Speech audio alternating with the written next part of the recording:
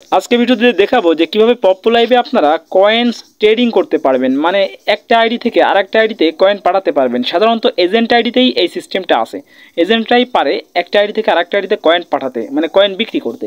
তো এটা পাঠানোর নিয়ম হচ্ছে এই যে নিচে যে কয়েন্স ট্রেডিং অপশনটা দেখতে পাচ্ছেন, এই যে কয়েন্স ট্রেডিং এই অপশনে যাইতে হবে, ঠিক আছে।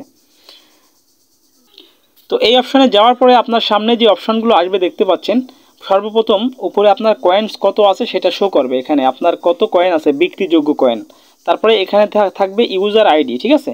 এই যে এখানে আপনার ইউজার আইডিটা দিতে হবে, মানে যে আইডিতে আপনি কয়েন পাঠাবেন সেই আইডি নাম্বারটা দিতে হবে। আর এখানে ট্রান্সফার অ্যামাউন্ট দিতে হবে, মানে কত অ্যামাউন্ট আপনি ট্রান্সফার করতে চাচ্ছেন, মানে কত পরিমাণ কয়েন।